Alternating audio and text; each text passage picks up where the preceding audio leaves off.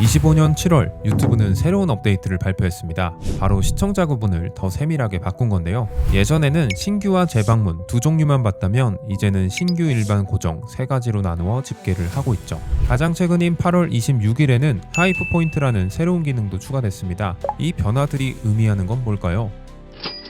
최근 채널을 운영하면서 가장 크게 느낀 고민 중 하나는 조회수가 일정하게 나오지 않는다는 겁니다. 특히 신규 채널일수록 심하고 쇼츠든 롱폼이든 고질적인 문제였죠. 현재 수익화까지 성공한 채널들의 데이터를 비교해보니 조회수가 들쭉날쭉한 채널들에는 확실한 공통점이 있었습니다. 신규 시청자가 60에서 80%로 대부분을 차지하고 있었습니다. 반면 일반 시청자는 10에서 20% 정도였고 가장 중요한 고정 시청자는 1%도 안 되는 경우가 많았죠. 이런 채널들은 새로운 영상을 업로드해도 알고리즘 추천을 받기까지 시간이 오래 걸리고 심하면 아예 노출되지 않아 묻히기도 합니다. 반면 시청자가 고르게 분포된 채널은 달랐습니다. 신규, 일반 각각 45%, 고정 10% 정도로 균형이 잡혀 있더라고요. 실제로 이런 채널은 영상을 업로드하면 기본 조회수가 어느 정도 보장되고 알고리즘 추천도 더 빨리 받는 걸 확인할 수 있었습니다. 앞서 말했듯 이제 유튜브는 신규, 일반, 고정 이렇게 세 종류로 시청자를 구분하고 있습니다.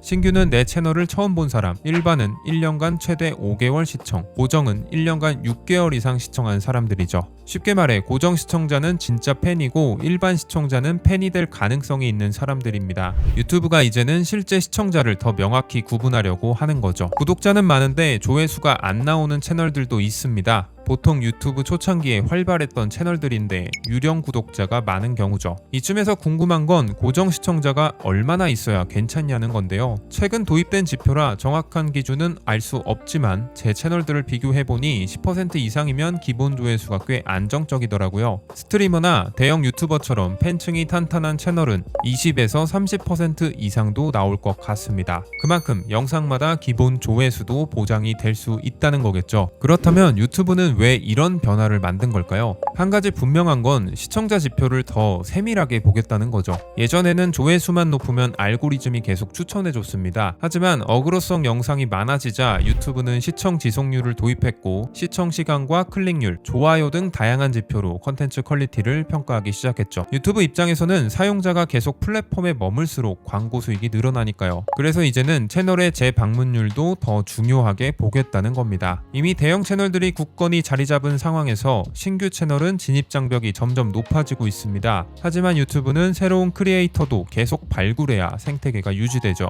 그래서 나온 게 최근 도입된 하이프 포인트입니다. 구독자 500명에서 50만 명 사이의 채널이 대상이고 최근 7일 내에 올린 롱폼 영상에 하이프 버튼을 누르면 포인트가 쌓입니다. 누적 점수가 높은 영상은 국가별 인기 순위에 오르고요. 재밌는 건 구독자가 적을수록 더 큰 보너스 포인트를 받는다는 것입니다. 다시 말해 신규 채널이라도 팬들의 반응이 있다면 대형 채널과 경쟁할 수 있는 기회를 준 거죠. 실제로 구독자 1000명대 채널도 상위권에 오르는 걸 볼 수 있었습니다. 현재 인기 급상승은 방송사와 유명 셀럽들의 컨텐츠가 대부분을 차지하고 있습니다. 그래서 유튜브가 신규 채널을 위한 별도의 무대를 만든 거라고 봐야겠죠. 결국 유튜브가 던지는 메시지는 명확합니다. 조회수나 구독자 숫자도 중요하지만 얼마나 충성도 높은 시청자를 확보했는지가 앞으로 채널 성장의 핵심이 될 거라는 겁니다. 그렇다면 이제 우리는 무엇을 열심히 해야 하는 걸까요? 사실 유튜브에서 열심히 한다는 기준은 모호합니다. 하지만 대표적으로 떠올리는 건 업로드 주기일 겁니다. 평소에 업로드를 잘 안 하던 유튜버가 갑자기 영상을 자주 올리면 열심히 한다는 반응이 오니까요. 많은 유튜버들이 이 업로드 주기로 고민을 하죠. 특히 저처럼 혼자서 채널을 운영하는 경우는 더욱 그렇습니다. 분업화돼서 팀 단위로 운영되는 채널은 주 2, 3회도 업로드가 가능하지만 기획부터 편집까지 혼자 하는 경우 점점 현실적인 벽에 부딪히게 되는데요. 그럼에도 영상을 자주 올려야 한다는 생각 때문에 무리해서라도 주 1회는 지키려고 노력을 하게 되죠. 물론 업로드를 자주 하면 노출 기회가 늘어나고 구독자에게도 채널이 잊혀지지 않는 긍정적 효과가 있습니다. 하지만 소재가 고갈되고 억지로 만든 컨텐츠의 결과는 구독 취소와 재탕이라는 부정적 결과로 이어지기도 하죠. 하죠. 업로드 주기는 하나의 예시일 뿐입니다. 영상 길이를 늘려야 한다, 편집 퀄리티를 높여야 한다, 장비에 더 투자해야 한다 등 열심히의 기준은 사람마다 다르니까요. 하지만 시청자는 과정이 아닌 결과로 평가할 수밖에 없습니다. 아무리 시간과 노력을 들였어도 다시 보고 싶지 않은 컨텐츠라면 어떨까요? 저 역시 건강, 사연, 쇼츠 등 여러 채널을 운영하면서 스스로 열심히 하고 있다고 착각하던 시절이 있었습니다. 실제로 시간과 노력을 쏟아 부었지만 결국 접게 된 채널들이죠. 하지만 똑같은 포맷을 그대로 올리는 것과 거기에 차별성을 더하는 건 엄연히 다릅니다. 양산형이라고 불리는 컨텐츠 중에서도 스토리텔링이든 캐릭터든 그 채널만의 무기가 있어 기억에 남는 독보적 채널들이 있기 때문입니다. 똑같이 AI를 활용해도 자기만의 개성이 더해지면 본인만의 컨텐츠가 되는 거죠. 하지만 AI 템플릿으로 몇 초 만에 만든 영상을 계속 올린다고 해서 열심히 했다고 말하기는 어렵습니다. 실제로 유튜브는 25년 7월 15일 기존의 중복 컨텐츠 정책을 허위 컨텐츠로 바꾸며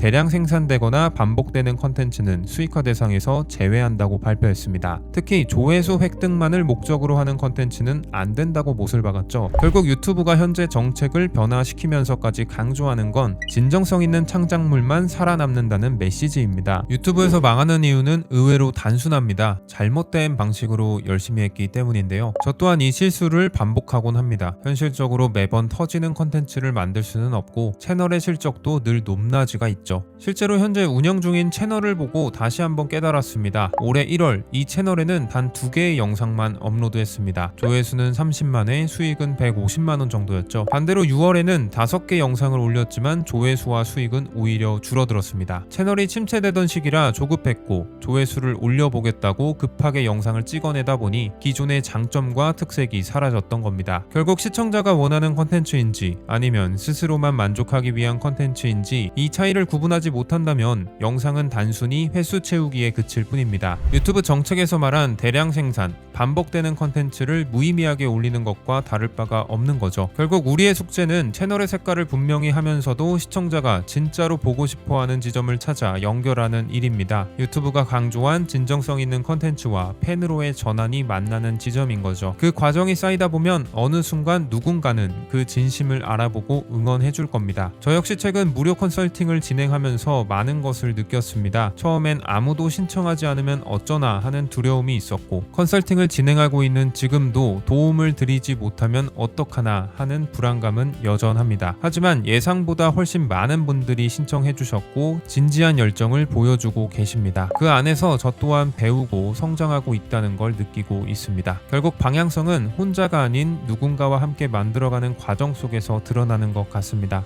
오늘 영상이 도움되셨다면 나가시기 전 구독과 좋아요 잊지 말아주세요. 유튜브 무료 강의는 고정 댓글을 통해 확인하실 수 있습니다. 다음 영상에서 뵙겠습니다. 우리 모두 소소한 부자가 됩시다.